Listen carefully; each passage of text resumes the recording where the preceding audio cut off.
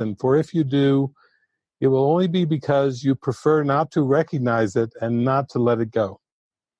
The simple reason, simply stated, is this. The holy instant is a time in which you receive and give perfect communication. This means, however, that it is a time in which your mind is open both to receive and give. It is the recognition that all minds are in communication.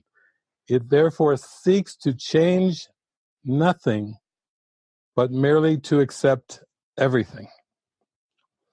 So that's the perfect communication thing, that he's saying this is going to be the experience in which you fully dive into the holy instant. You have perfect communication with everyone and everything. Now, not only that, but he's going to tell us more specifically about how to experience this perfect communication, because this is something that human beings don't have in their awareness. They don't even believe that it's possible, and yet it's absolutely inevitable. And sometimes when people listen to my teachings or they listen to our community, and they say, "Oh yeah, you're the guys with expression sessions all the time, and you're always expressing, always exposing, and you're the no private thoughts, no people pleasing people." You know, that's kind of the tagline. You're the no private thoughts people. Does the Course even talk about private thoughts? David and the messengers and the whole community is on and on and on about private thoughts and no private thoughts and everything. Does the Course even mention that? Well, here we go. Jesus is going right directly into this. He's talked about perfect communication, where you receive and give perfect communication. How can you do this when you would prefer to have private thoughts and keep them? The only way you could do that would be to deny the perfect communication that makes the holy instant what it is. You believe that you can harbor thoughts you would not share, and that salvation lies in keeping thoughts to yourself alone. For in private thoughts, known only to yourself, you think you find a way to keep what you would have alone and share what you would share.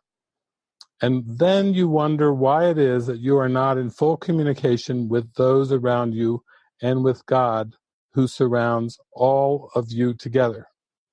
Now, here's the key point. This is the point that I was making earlier about you're not going to be able to purify all your thoughts, because if you personally are taking a pathway where you think, I have got to figure out a way to purify all my thoughts so that God will take me back, here's what Jesus has to say. Every thought you would keep hidden shuts communication off because you would have it so. It is impossible to recognize perfect communication while breaking communication holds value to you. Ask yourself honestly, would I want to have perfect communication, and am I wholly willing to let everything that interferes with it go forever? If the answer is no, then the Holy Spirit's readiness to give it to you is not enough to make it yours, for you are not ready to share it with Him. And it cannot come into a mind that has decided to oppose it. So the necessary condition for the holy instant does not require that you have no thoughts that are not pure. Oops, here he goes. He's telling it. I'm going to read that sentence again because this is a big one.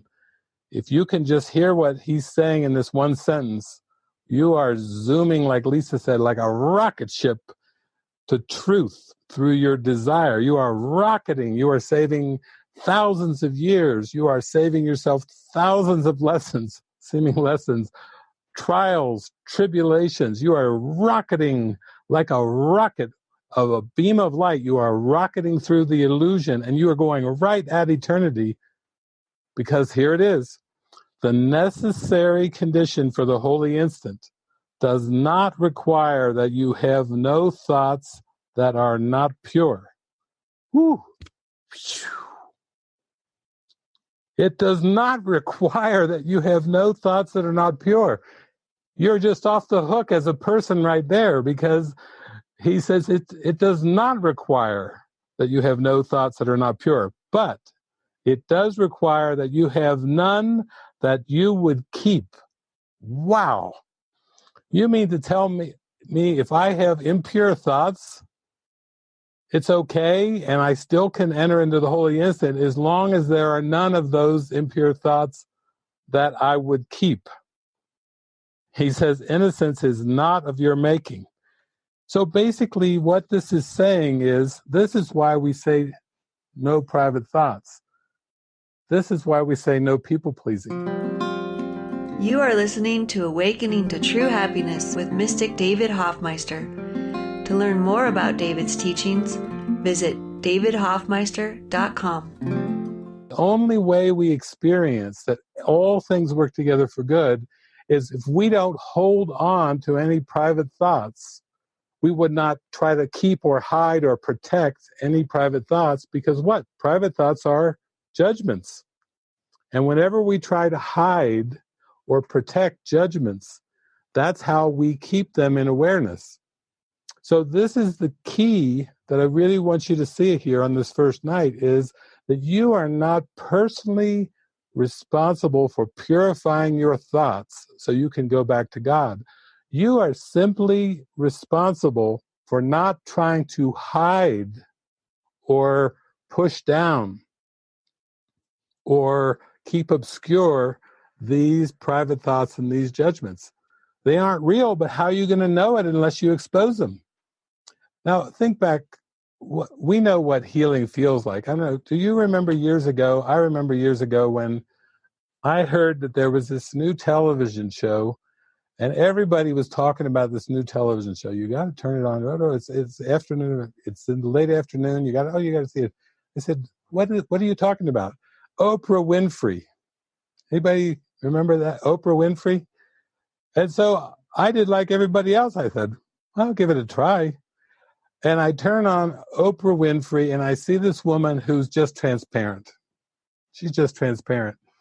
She's going to talk about her thoughts about her weight issues. She's going to talk about her political concerns, her jealousies. She's like, girlfriend, let's talk. You know, she's just like on there, and she's just bubbling, and she's talking, and she's sharing, and she's exposing, and she goes after every topic in the book. I mean, my gosh, you watch it every day, 5 days a week. She's got some new topic she's exposing, and there they are. The people are all on there pouring their hearts out. She's pouring her heart out. And I thought, wow, something feels really good about this. Everybody's starting to get real here, and everybody's starting to talk about the issues, the thoughts, the concerns, instead of just trying to behave and be Miss Prim and proper. And I'm a talk show host and and try to hold on to a self-concept. I thought, she's not really trying to hold on to her self-concept at all. She is laying bare all of her concerns and all of her issues. And the other people that come on the show feel comfortable about laying bare all their concerns and thoughts.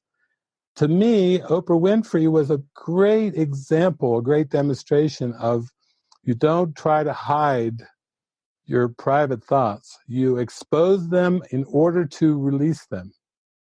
And I could tell that she wasn't on there just for the purpose of making money, just for the purpose of being famous. I could really feel underneath that Oprah Winfrey show there was a genuine, sincere desire for healing. She wanted to heal herself, and she also wanted to see other people heal, and she wanted to see the whole planet heal. I could feel that she had a very strong desire to see the entire planet heal. And this, what I just read to you from A Course in Miracles, it was coming straight from Jesus, is because she wasn't concerned that all her thoughts were pure. She was making sure that she didn't hold on to those private thoughts, that she just didn't hold on and think them, hold on to judgments and grievances, hold on to misconceptions, hold on to misbeliefs. She was there to expose them all. And I think everyone who had the eyes to see and the ears to hear could really see what she was actually doing. And that's just an example for all of us. That's why if you really want to enter this holy instant, practice with your partner. Practice right there in your environment. Practice with the people around you. If you join together with this heartfelt sense of like, I'm going to expose and lay bare my soul because I trust there is a power in me that's going to lift me up and lift me beyond all the veils that I've put on myself egoically. And that's the key. And when you're so determined not to hide and protect private thoughts, grievances, and everything, I'll give you a good example, like opinions. Maybe you have an opinion about something. Maybe it's an opinion about food. Maybe it's an opinion about politics. Maybe it's an opinion about culture or a particular race or ethnicity. Maybe it's an opinion about A Course in Miracles. It doesn't matter. If you have opinions, then you're holding on to private thoughts, because guess what? God doesn't have any opinions. God is just pure love, and there are no opinions in God. So if you're trying to hold on to, let's just say, opinions, but you say to yourself, you know what? I'm not going to hide my opinions anymore. I am going to let them lay bare. I am going to even be willing to expose them, but I'm also willing to say I'm just doing this with the purpose of letting them go. I'm not doing this out of any sense of pride or any other thing, to try to convince anybody of anything, to try to change anybody's mind. I'm just going to expose my opinions. And you just practice this with your friends and families and colleagues. You'll start to feel like a little bit like Oprah Winfrey. Well, you're going to feel pretty good after a while, because you're not going to be taking them so seriously. And neither did Oprah. She learned not to take her weight so seriously. She learned not to take her body image so seriously. And I think in the end, she realized that she had certain stances and opinions that really weren't serving her at all, and she let them go. And that's just an example, to use Oprah. You are listening to Awakening to True Happiness with Mystic David Hoffmeister. To learn more about David Hoffmeister and the Living Miracles community, visit livingmiracles.org. Also check out The Movie Watcher's Guide to Enlightenment at mwge.org. You are dedicating your life to be shown how to wake up to heaven. And this is no small thing. You have just dedicated your life to know the truth, and the miracles just light your mind. They just show you the way. Like the father told Jodie Foster's character, basically, it's in steps. You can only go in the steps. It's a process until it's an instant. But really, it's only an instant. But if you're too afraid of that instant, then you're saying, okay, bring on the miracles. You got to convince me. I think I'm a human being. You tell me I'm the Christ. Okay, we've got a difference, a little gap going on there, but you've got to bridge the gap. Raise me up. Show me I'm the Christ. Show me I'm the one, like in the Matrix. And I think the key that I really want to leave you with tonight is it all comes back to your desiring truth above all else, which simply means that you just have to release your desire for everything else but the truth. And then that frees your altar, your powerful mind, to just focus on that beam of light, on the truth. And that's what the mind training of A Course in Miracles is going to do. When you do these workbook lessons, Jesus is calling you out of the world every single day with every single lesson. I just popped open to a section here in the workbook. I'll just read you what